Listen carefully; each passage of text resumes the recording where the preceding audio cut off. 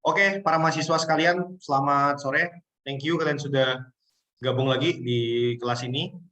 Saya minta maaf saya lambat mulai karena saya barusan selesai rapat, lalu kemudian saya pikir mendingan ngajar dari rumah aja lah. Saya rapatnya di kantor tadi, jadi baru bisa sekarang. Oke, kalian yang mau off kamera silakan, tapi kalau saya panggil random tolong dijawab ya. Kalau saya tanya-tanya kalian. Santai Pak, santai. Baik Pak, baik. Oke. Oke Pak, oke. Tips saya share presentasi ya. Bentar. Untuk presensi kalian nanti lewat Google Classroom. Silakan nanti. Saya belum buat itunya presensinya. Nanti silakan kalian presensi aja. Materi kita hari ini agak berat nih. Tapi salah satu materi favorit saya ini. Oke. Kita mulai. Saya mau tanya siapa ya? Saya random mau tanya siapa. Ini Yeni kayaknya harus ditanya nih. Dia lagi ngelamun. Yeni sama Sylvia, buka. Ya Pak, Bapak Ya. Yen, menurutmu sebentar. Kalau menurut kamu Yen ya, kamu itu angin dari siapa? Kipas angin siapa itu?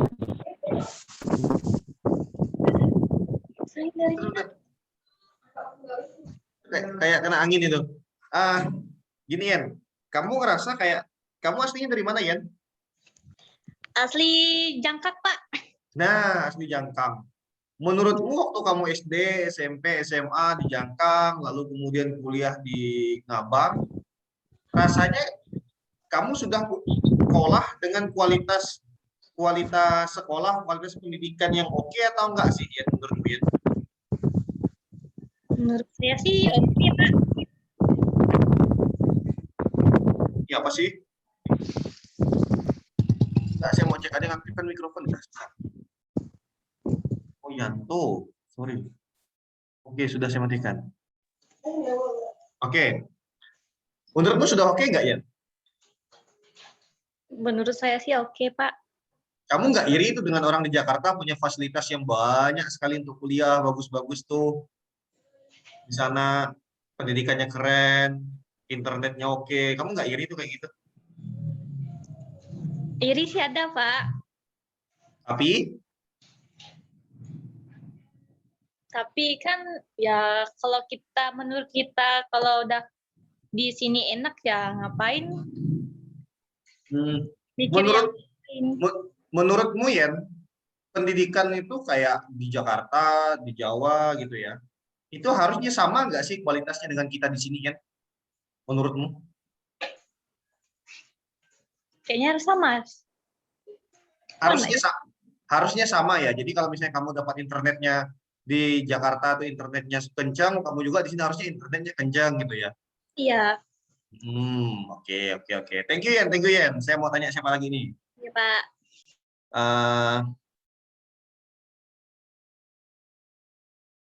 Siapa nih? Kayak ngelamun nih musuh mana musuh?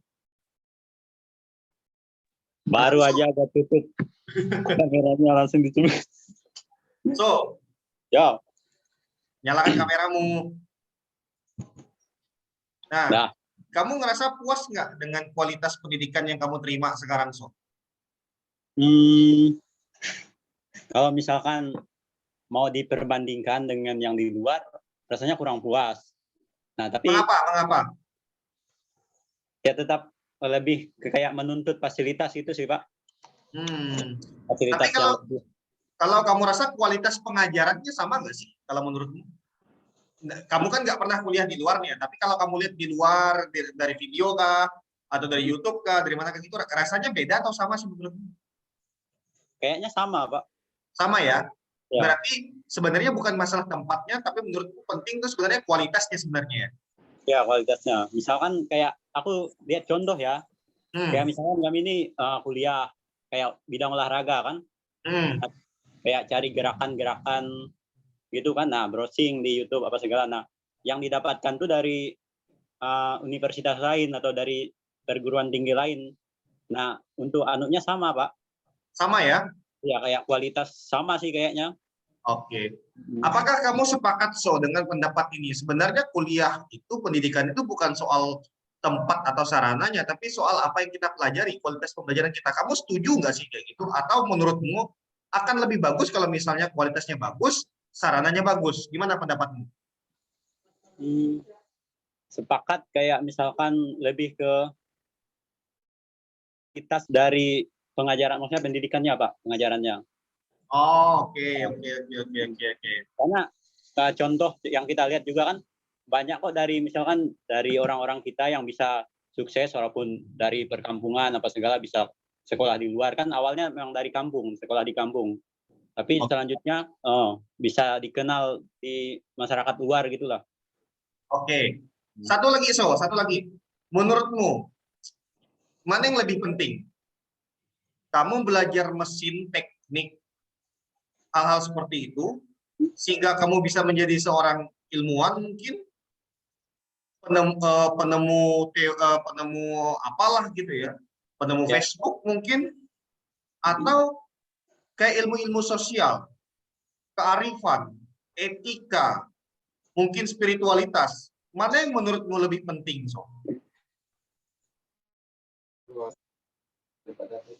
Aduh, ini bingung sekali jawabnya nih. Dua-duanya hal yang sangat dipentingkan, yang sangat penting dan perlu. Kalau misalkan secara spesialis kayak kita mesin atau apa segala itu penting, maksudnya secara objektif ya.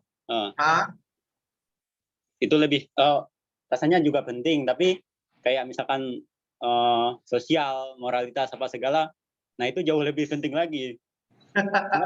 Pak, sama-sama. Oke, thank you so. Saya mau nanya siapa nih? Lagi ngelamun, Rosa lagi ngelamun. Rosa, jangan ngelamun. Halo Rosa, menurutmu ilmu-ilmu teknik kayak tadi saya bilang robot, mesin, komputer, dengan ilmu-ilmu sosial seperti kerohanian, moralitas, etika, kebudayaan, menurutmu apakah penting hanya menguasai satu pihak, ataukah mungkin keduanya disatukan? Bapak, suara Bapak bergelombang. Suara saya bergelombang, Kak? Serius?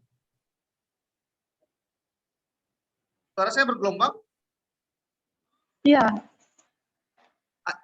Hanya di kamu? Suara saya bergelombang nggak, Tidak, aman, Pak. Aman. Oh, kayaknya hanya teman Rosa nih. Oke, kalau gitu saya tanya saya tanya ke yang lain dulu ya, Rosa ya. Baik, Pak. Gimana? Saya nanya ke yang lain dulu karena kamu sepertinya sinyalnya lagi nggak stabil ya. Oke, thank you. Siapa korban saya berikutnya? Steph. Silakan, Steph. Oh iya, Pak. Steph, kamu dengar pertanyaan saya ke Rosa tadi, Steph? Dengar, Pak, tapi bisa ulangi lagi, Pak. Saya ulangi lagi ya. Tadi kan saya nanya dengan Muso kan tentang ada ilmu sosial, etika, moral, dan lain-lain. Lalu ada ilmu teknik, mesin, kemudian mungkin IT, dan lain-lain ya. 4.0 lah kalau orang nyebutnya sekarang. Menurut kamu, Steph, apakah orang wajib menguasai kedua ilmu itu baru dianggap sebagai orang yang cerdas, atau cukup menguasai salah satu? Atau pertanyaan berikutnya, mungkin nggak ilmu itu campur? Orang teknik juga mempelajari moral, etika, dan lain-lain. Gimana menurutmu, Steph? Baik, Pak. Jadi menurut saya sih dua-duanya penting, Pak. Jadi antara ilmu sosial dengan teknologi tadi, jadi sebenarnya menyangkut juga kehidupan kita juga. Seharusnya kita mempelajari dua-duanya. Tapi bagaimana Bapak yang bilang tadi bahwa apakah orang-orang teknik itu wajib mempelajari ilmu sosial, dan sangat wajib, Pak. Kalau tidak mereka mempelajarinya, jadi seolah itu apa sih moralitas mereka itu tidak ada begitu. Dan iya begitu, Pak. Oke, thank you, Steph. Ya, Pak. Nah, gini teman-teman, kalau kalian ingat, di waktu saya mengajarkan tentang epistemologi. Saya menjelaskan tentang konsep pengetahuan yang objektif dengan pengetahuan subjektif. Yang pengetahuan objektif yang ujung-ujungnya pada positivisme, yang saya pernah cerita bahwa kebenaran itu sejauh bisa dibuktikan saja. Ada buktinya, ada faktanya itu benar. Kalau nggak ada bukti, nggak ada faktanya itu nggak benar. Itu yang pernah saya ceritakan sama kalian. Nah, hari ini kita akan belajar tentang satu orang filsuf namanya Jürgen Habermas. Jürgen Habermas itu filsuf yang saya pelajari pada saat saya S2, S1 dan S2 dulu. Lalu kemudian dari cara berpikirnya Habermas, saya kemudian menuliskan satu buku, yaitu Filsafat Pendidikan Demokratis Deliberatif. Hari ini saya akan mengajak kalian untuk belajar secara umum dulu, apa sih Filsafat Pendidikan Demokratis Deliberatif itu? Kita akan lihat satu persatu. Nah, siapa itu Jürgen Habermas? Kita lihat dulu ya. Siapa itu Jürgen Habermas? Habermas itu seorang filsuf Jerman. Dia salah satu filsuf Jerman terbesar abad ke-20, masih hidup sampai sekarang. Pemikirannya luas, dia bicara tentang budaya, komunikasi, perbandingan agama, sosiologi, dan lain-lain. Nah, Habermas ini masuk dalam kelompok yang namanya teori kritis mazhab Frankfurt. Jadi pada tahun 60-an, itu 50-60-an itu, ada kelompok di Institut Sosialnya Frankfurt, yang didirikan oleh beberapa filsuf awal. Ada Max Horkheimer, ada Theodor Adorno, ada Marcuse, dan Habermas ini menjadi salah satu bagian dari kelompok orang di institut itu. Kalau kalian mau dapat gambaran bagaimana sih sebenarnya Institut Sosial Frankfurt ini, kalau kalian mau dapat gambaran bagaimana bentuknya, perbandingannya kayak gini. Ada STKIP Pamanita Lino, lalu kemudian saya bersama dengan beberapa teman-teman itu mendirikan Batang Filsafat sebagai institut filsafat di sana. Nah, dalam tanda kutip, Habermas itu belajar di Institut Batang Filsafat itu. Itu analoginya. Jadi di Frankfurt itu ada kampus, ada universitas besar, di dalamnya ada Institut Sosial Mazhab Frankfurt itu. Dia belajar di situ juga. Nah, analoginya kayak dengan STKIP dengan Batang Filsafat. Itu yang analoginya. Jadi Habermas itu dalam tanda kutip belajar di Batang Filsafat. Dia menjadi filsuf besar, salah satunya juga karena dia belajar di situ. Salah satunya dia menjadi pengajar di situ, dia menjadi filsuf di situ juga, itu Habermas.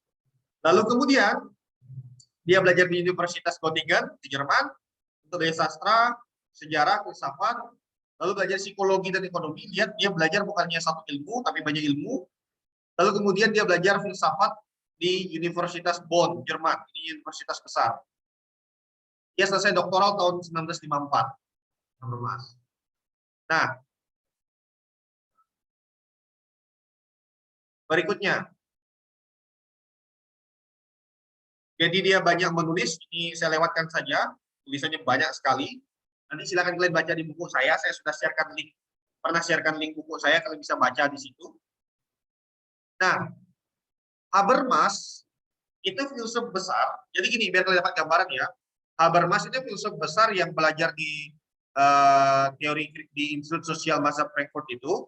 Nah, Mazhab Frankfurt ini adalah kelompok ilmuwan yang pada saat itu berkumpul, lalu kemudian membuat kajian-kajian teoritis tentang situasi sosial, politik, ekonomi, dan lain-lain di Jerman pada saat itu dan di dunia, tapi dengan menggunakan mendasarkan kajian-kajian mereka itu pada teorinya, namanya seorang filsuf namanya Karl Marx.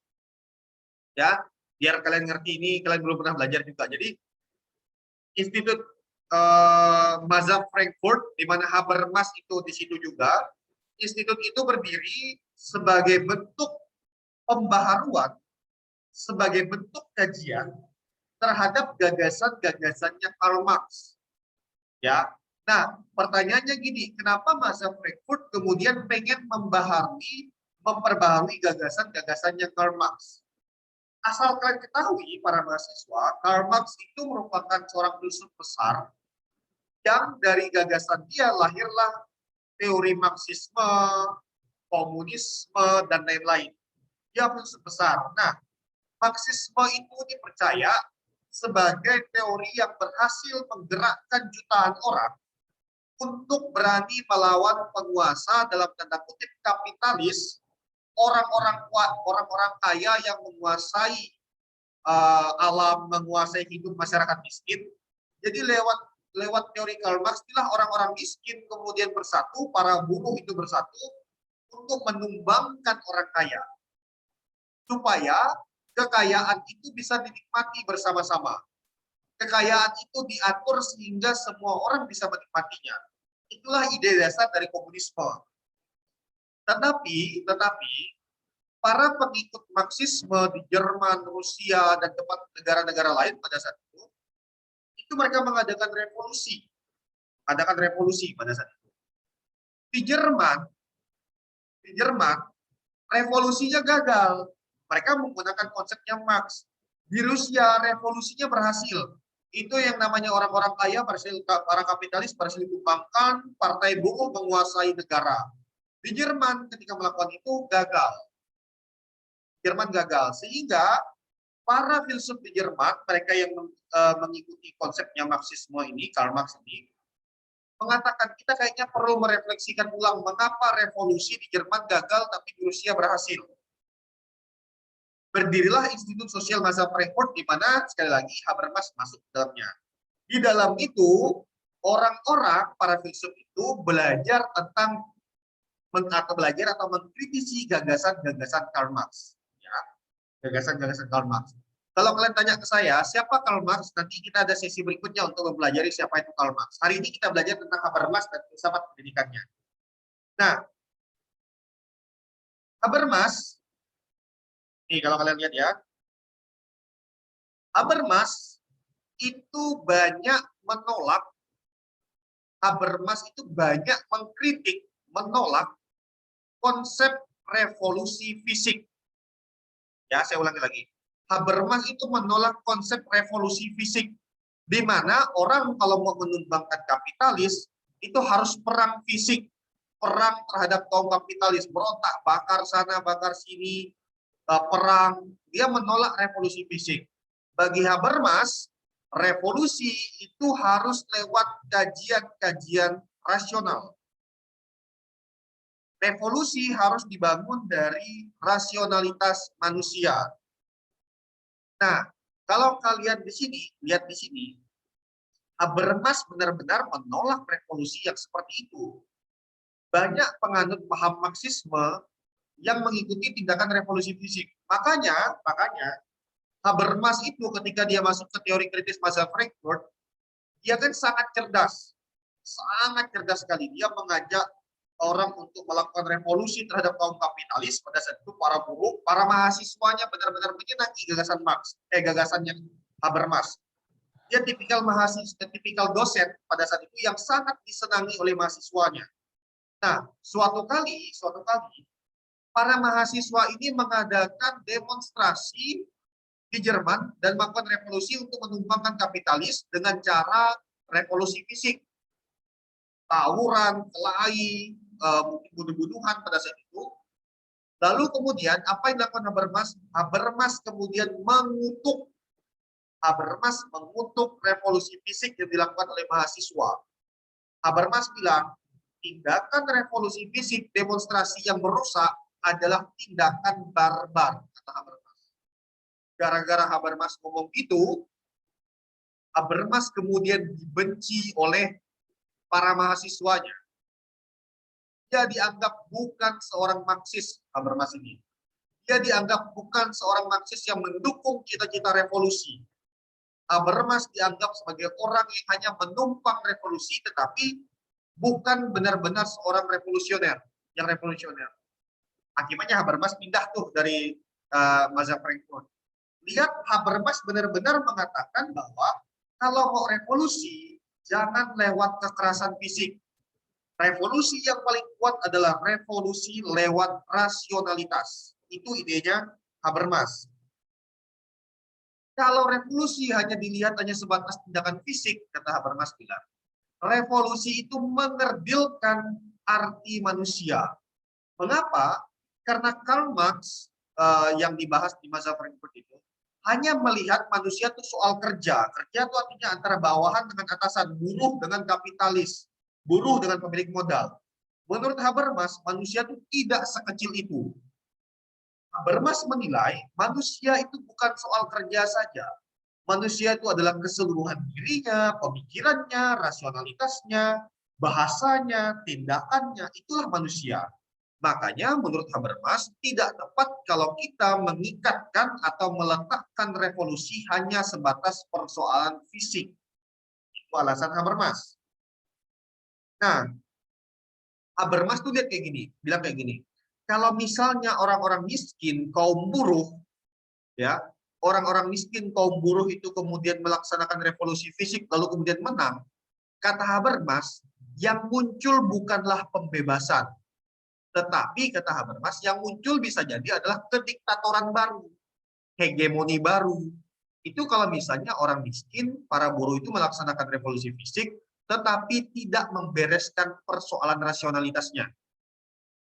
Ya, jadi kalau kita mengadakan revolusi fisik, tapi tidak membereskan persoalan otak kita, rasionalitas kita, yang terjadi adalah bisa jadi penguasanya sama bodohnya, sama brengseknya dengan mereka yang dulu menjadi kapitalis. Bisa jadi, kata Habermas. Makanya, kalau mau revolusi, yang pertama kali digerakkan adalah rasionalitas manusianya. Oke, sampai di sini. Ada pertanyaan nggak nih? Apakah bahasa saya terlalu tinggi? Ada pertanyaan? Silakan. Ada nggak? Ada nggak? Silakan. Kalau nggak ada, saya terus. Gimana? Aman nih? Aman, Pak, ya? aman. Oke, Sonya aman ya, Aman. Sonya ya?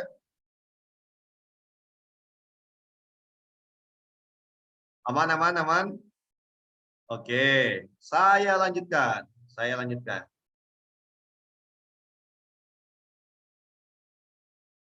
Nah,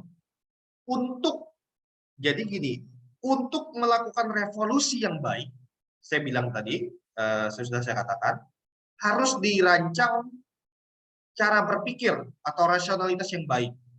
Revolusi tidak lagi melalui tindakan fisik. Kalau kamu mau protes terhadap penguasa, tidak harus kamu bakar gedungnya. Kalau kamu mau protes terhadap penguasa, protes terhadap kekuasaan yang sangat jahat, kata Habermas, tidak harus kamu bakar gedungnya. Tidak harus kamu rusak segala hal yang sudah dibangun. Yang bisa kamu lakukan adalah pertama-tama, ayo kita gunakan rasionalitas kita. Nah, untuk sampai pada tahap itu nanti, mari kita lihat bagaimana Habermas melihat pengetahuan manusia. Habermas meyakini bahwa masyarakat yang mau berevolusi dengan rasional, melakukan revolusi dengan rasional, revolusi dengan rasional, dia harus melewati proses yang disebut dengan pembelajaran. Hanya manusia yang belajarlah yang tahu caranya berevolusi. Ya, hanya manusia yang belajarlah yang bisa menumbangkan kekuasaan dan membangun sebuah peradaban yang lebih baik. Hanya manusia yang belajar, kata Habermas bilang. Proses pembelajaran inilah yang disebut dengan proses rasionalisasi masyarakat. Jadi para mahasiswa mulai sekarang, kalau kalian lihat mengapa ada banyak sekolah, banyak komunitas belajar, ada banyak sekali orang yang mengajar, seluruh proses belajar mengajar ini disebut dengan proses rasionalisasi.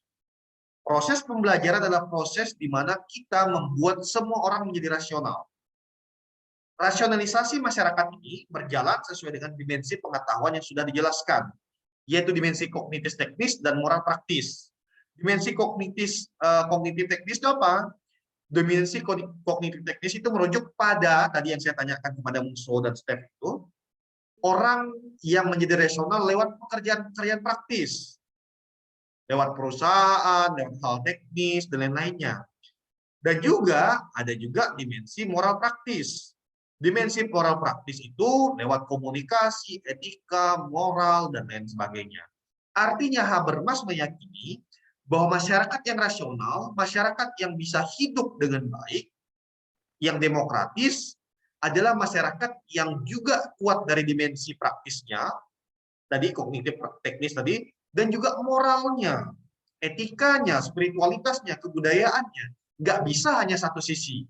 Kedua sisi ini harus benar-benar dipertahankan dan dihidupi dengan baik, barulah tercipta masyarakat yang rasional. Nah, pengetahuan adalah persoalan.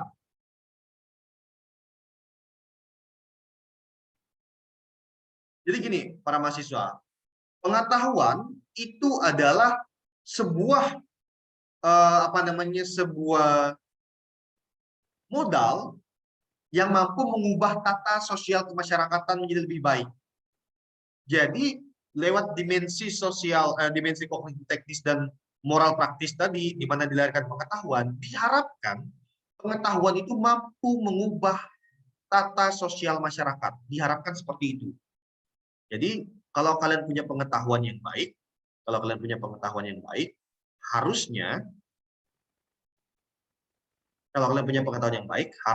kalian mampu untuk mengubah masyarakat. Akan sangat lucu kalau misalnya kalian punya pengetahuan banyak, belajar banyak, tetapi kemudian kalian tidak bisa mengubah apapun dalam masyarakat. Itu sangat lucu. Makanya kalau kalian lihat di kampus, mengapa saya, teman-teman yang lain, begitu nge-push kalian untuk membuat sesuatu di masyarakat, karena memang tujuan pengetahuan itu untuk mengubah dirimu dan masyarakat di sekitarmu. Kalau kamu belajar hanya untuk dirimu sendiri, pengetahuanmu akan mati.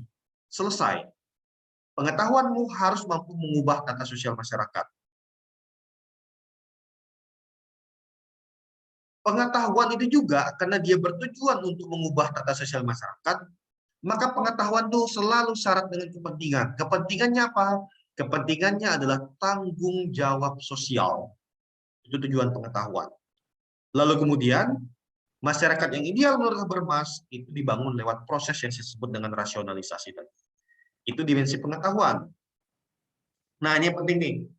Jadi pengetahuan yang dihasilkan di ruang publik, di ruang masyarakat itu harus dikomunikasikan. Musuh punya ide dikomunikasikan, Trio punya ide dikomunikasikan, Steph punya ide dikomunikasikan, Rosa punya ide dikomunikasikan. Akibatnya ide-ide yang menarik, yang bertujuan untuk pengetahuan yang menarik, yang bertujuan untuk membangun atau mengubah tata sosial masyarakat itu dikomunikasikan dalam komunitas, dalam masyarakat, lalu kemudian didiskusikan dan dicari kesimpulannya. Ide mana, konsep mana yang paling tepat untuk menciptakan masyarakat yang lebih baik. Itu idealnya. Nah, kalau kalian bayangkan teman-teman, ini betapa kerennya Habermas ya. Ide-ide menarik itu hanya mungkin kalau orang-orangnya merdeka. Contoh, ide-ide kalian di ruang kelas saya hanya mungkin didengarkan kalau kalian merasa merdeka, bebas untuk bersuara, bebas untuk berbicara. Kalau kalian merasa bebas lah, kalian baru bisa menyuarakan ide dan mempraktekkan ide kalian. Kalau kalian merdeka lah, kalian bisa melakukan itu semua. Makanya selalu saya tekankan dari awal dulu, kelas yang saya bangun adalah kelas yang bebas, kelas yang merdeka. Kalian bisa berargumen, kalian bisa mengkritisi saya juga bisa mengkritisi kalian. Karena apa? Saya percaya kalau kita bangun ruang kebebasan seperti ini, kemerdekaan seperti ini, ide-ide kreatif kalian akan muncul. Kalau kalian selalu bersuara, menyampaikan ide kalian, pasti ada hal keren yang bisa muncul. Itulah yang saya praktekkan terus-menerus bersama dengan kalian. Nah, masalahnya gini, bagaimana caranya supaya ide bisa tersampaikan? Kata Habermas, ada satu kunci yang sering orang lupa. Untuk menjadi masyarakat yang rasional, masyarakat yang keren, masyarakat yang demokratis, masyarakat yang merdeka, orang harus menggunakan bahasa. Ya, orang harus menggunakan bahasa. Media antara keduanya, jadi media antara satu orang dengan orang yang lainnya, kebudayaan satu dengan kebudayaan lainnya adalah bahasa. Tradisi kultural manusia yang tidak pernah hilang dari masa ke masa adalah bahasa. Satu-satunya hal yang bisa membuat orang mengerti idemu, teman-teman, adalah bahasa.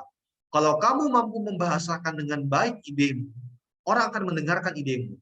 Tetapi kalau kamu tidak mampu membahasakan idemu dengan baik, orang tidak akan mendengarkan idemu. Makanya penting kalian sekarang, para mahasiswa, itu belajar bagaimana membahasakan ide kalian. Belajar mempresentasikan ide kalian. Jangan takut berbicara. Ini kita jadi mahasiswa nih di perguruan tinggi. Harusnya kita selalu munculkan ide-ide kreatif. Coba kalau kalian lakukan satu, misalnya gini ya, kalian punya ide kreatif, Pak, saya punya ide kreatif, punya produk ini, Pak. Saya punya ide kreatif, bangun kewirausahaan ini, Pak. Saya punya ide kreatif, kita bangun tempat riset ini, Pak. Kalau menurut saya itu keren, ya. Kalau menurut saya itu keren, saya mungkin bisa mencari cara supaya ide-ide kreatifmu itu kemudian bisa dieksekusi. Masalahnya, kebanyakan ide kreatif sementara ini mungkin muncul dari dosen.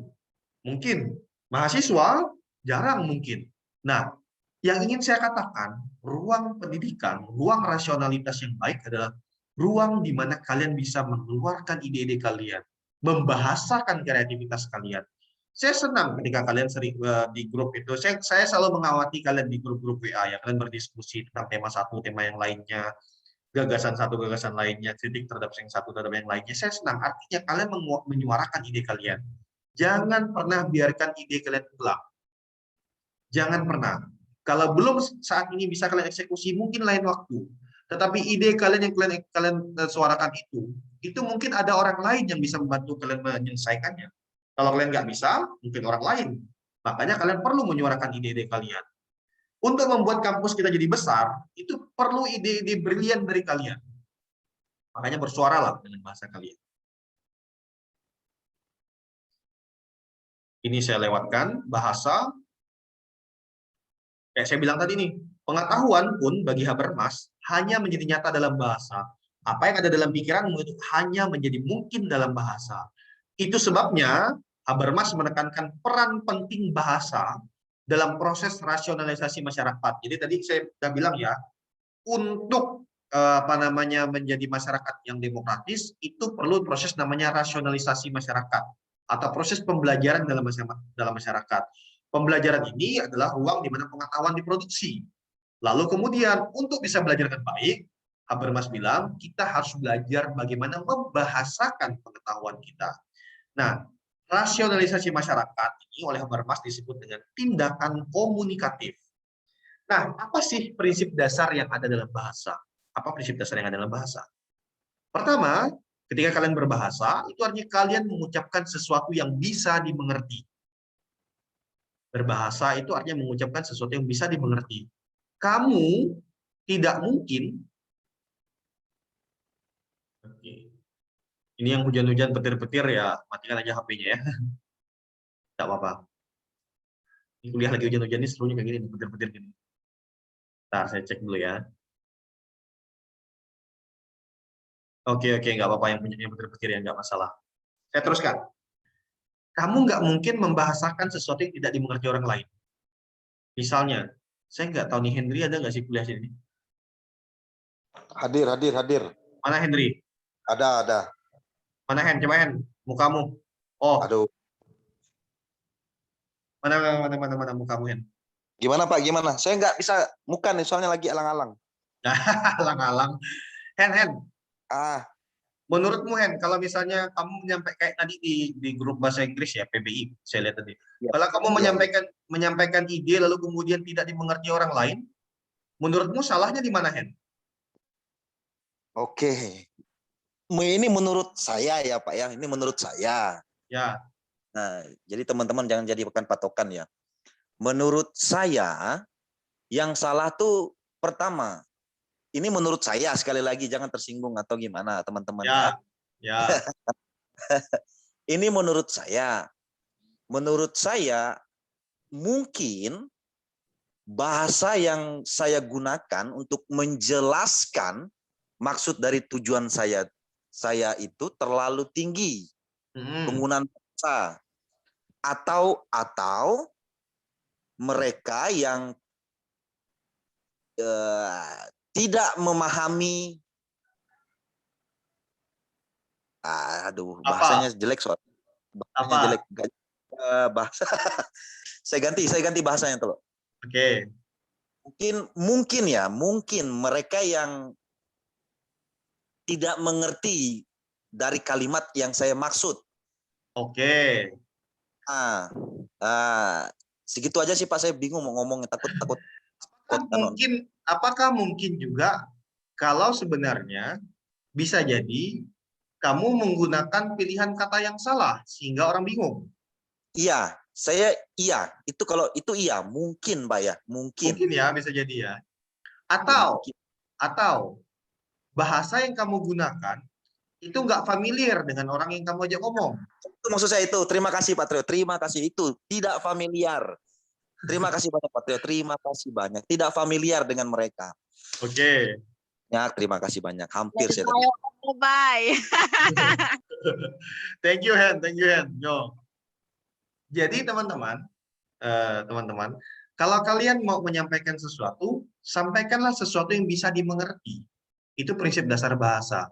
Kalau kamu menyampaikan sesuatu yang tidak bisa dimengerti oleh orang lain, kamu tidak berbahasa. Tiba-tiba saya ngomong sama Henry, saya kayak gini, Hen, ya dia nggak akan ngerti.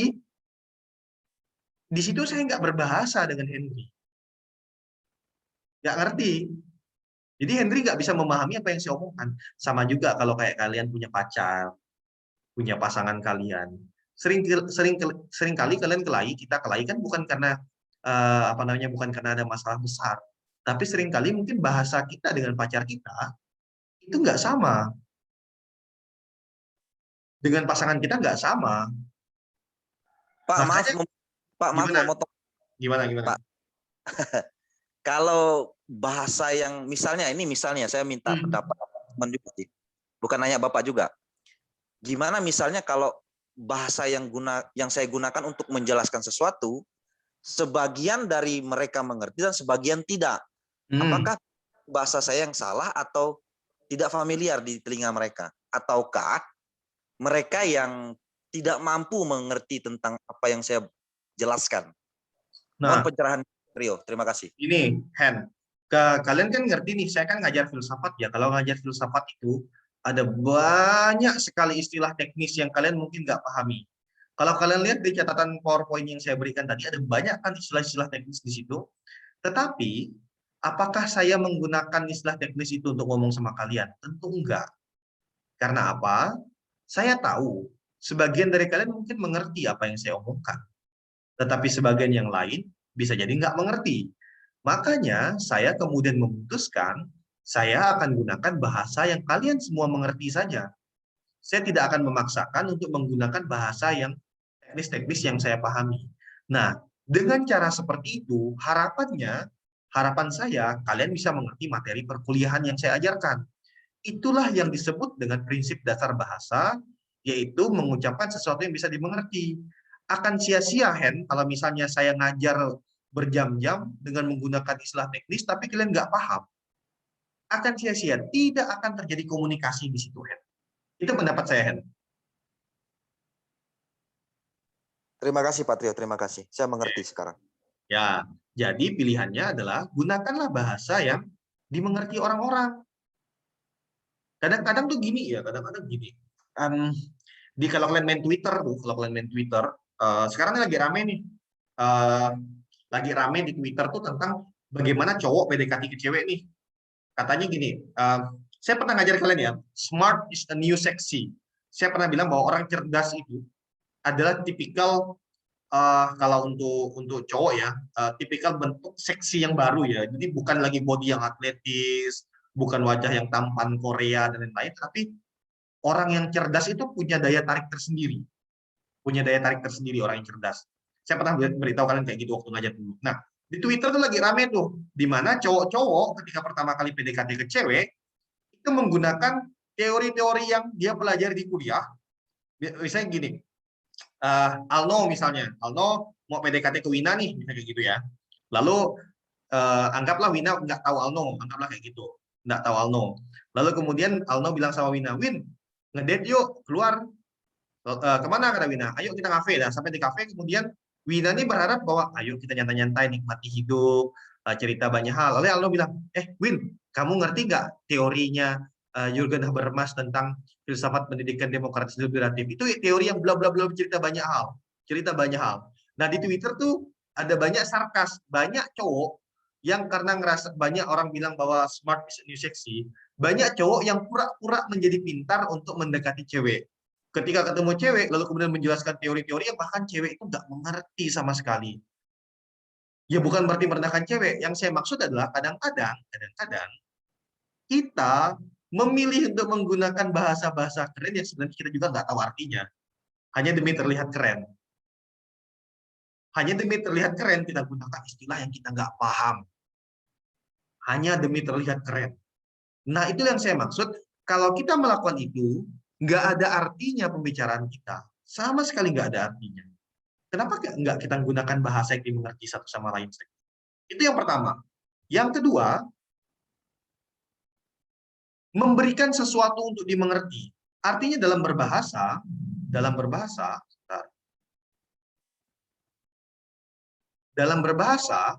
kamu, saya ketika ngomong ke kalian, ada sesuatu yang saya ingin berikan ke kalian supaya kalian mengerti. Jadi bukan hanya mengucapkan sesuatu yang dimengerti, tetapi ada tujuannya. Yang poin kedua itu ada tujuannya. Bukan hanya ngomong, tetapi ada tujuannya. Itulah prinsip dasar berbahasa. Tidak mungkin kamu ngomong tanpa tujuan. Kalau kamu ngomong tanpa tujuan, jadinya hanya gosip. Habermas itu mengkritik orang yang tukang gosip. Bagi Habermas, diskursus, diskusi, pembicaraan, komunikasi itu haruslah pembicaraan yang bisa dimengerti dan punya tujuan. Nggak ngomong sembarangan. Jadi kalau kalian di grup itu kemudian hanya gibahkan orang lain tidak ada tujuan, ya nggak jelas artinya. Berikutnya, ketika kamu berbicara, buatlah dirimu bisa dimengerti oleh lawan bicaramu. Jangan memaksakan orang lain untuk paham kamu, tapi kamu tidak membuat dirimu bisa dimengerti. Ketika orang nggak paham kamu lalu kamu marah, bisa jadi kamu tidak membuat dirimu dimengerti oleh lawan bicara. Dan keempat, kalau kamu bahasa yang baik, komunikasi yang baik adalah komunikasi yang sampai pada level di mana kita sama-sama mengerti apa yang kita bicarakan. Kita bisa mengerti apa yang kita bicarakan. Itulah level komunikasi yang baik. Nah, mari kita lihat. Ini ada dua istilah, diskursus dan konsensus. Apa artinya? Ini istilah khasnya Habermas nih. Apa artinya? Pemahaman akan tindakan komunikatif, yang tadi saya bilang di atas itu, menjadi sangat penting menurut Habermas. Karena segala macam bentuk komunikasi, komunikasi kan banyak bentuk. Entah konflik, orang kelahi juga komunikasi, dialog, komunikasi juga itu, kompetisi juga komunikasi. Semua hal itu terarah pada suatu pemahaman bersama. Diskursus ini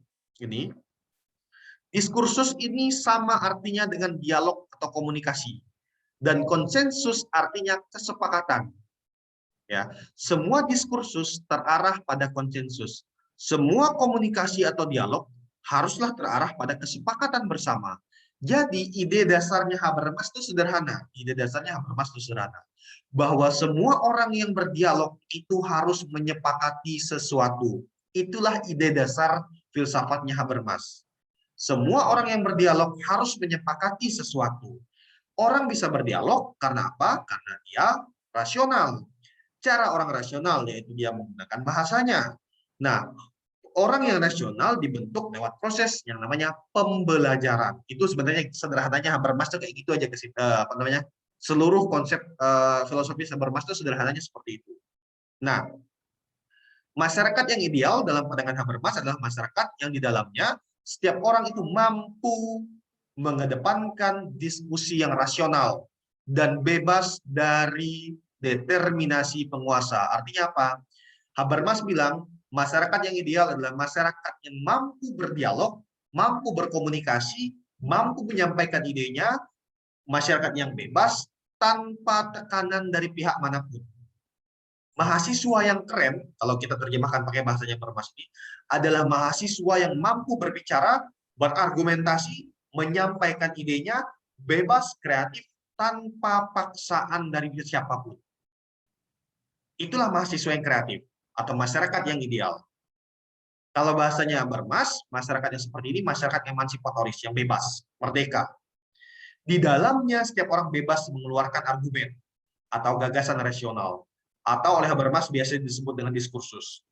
Nah, diskursus ini harus sampai pada momen yang dinamakan dengan kesepakatan atau konsensus. Ini ide dasarnya Habermas. Bagaimana konsep filsafat pendidikannya?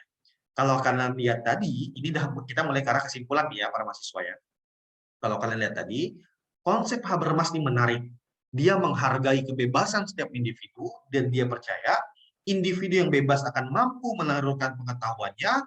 Pengetahuan itu dia bahasakan dalam ruang publik atau masyarakat sehingga terjadi komunikasi, dialog. Dialog itu kemudian harus sampai pada kesimpulan bersama, kesepakatan bersama. Pendidikan, kata Habermas, merupakan suatu ruang publik seperti masyarakat. Seperti masyarakat pada umumnya, pendidikan juga ruang publik. Ada pimpinan di ruang pendidikan, ada kebijakan atau aturan, ada masyarakat. Di ruang kelas misalnya, mungkin kepala daerah dalam tanda kutip ya, di ruang kelas itu adalah guru atau dosen. Masyarakatnya adalah mahasiswa. Lalu kemudian ada strukturnya, ada ketua kelas dan lain-lain, ada aturannya, apa yang boleh dan tidak boleh. Itu mirip kayak masyarakat. Jadi sebenarnya pendidikan itu sama seperti masyarakat pada umumnya. Nah, pendidikan sebagai ruang publik itu harus memiliki kebebasan, emansipasi, dan sikap kritis yang setiap hari dibangun. Pendidikan yang ideal itu ya kayak gitu. Dia harus bebas, emansipatoris, kritis, dan juga terjadi dialog di dalamnya. Nah, di dalam pendidikan juga bukan hanya hal-hal teknis yang dipelajari para mahasiswa. Nggak cukup kamu tahu IT, nggak cukup kamu tahu mesin, nggak cukup kamu tahu 1+1 sama dengan 2. Di dalam pendidikan, kamu juga harus belajar yang namanya moralitas, etika, kebudayaan, kebijaksanaan. Makanya, mahasiswa yang keren adalah mahasiswa yang mampu berdiri di atas dasar pendidikan yang utuh seperti itu. Pendidikan juga sejatinya merupakan ruang di mana para pembelajar tidak hanya mempelajari konsep-konsep teoritis. Jadi kalian di ruang kelas, di kampus, itu nggak hanya belajar teori.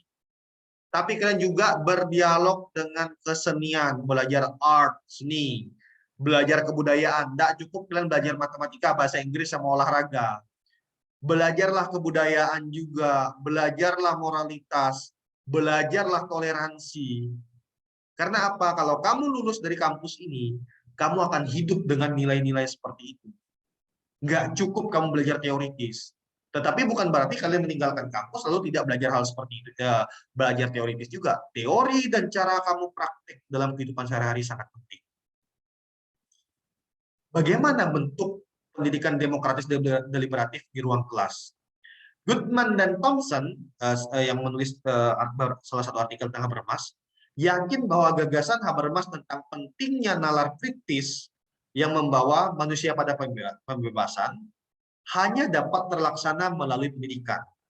Jadi kalau kalian mau menciptakan masyarakat yang demokratis deliberatif tadi, yang komunikasi, yang berdialog, kemudian membuat kesepakatan itu, hanya mungkin itu adalah pendidikan. Makanya pendidikan menjadi sangat penting, teman-teman. Ruang pendidikan itu menjadi tempat di mana kamu belajar hal-hal seperti itu.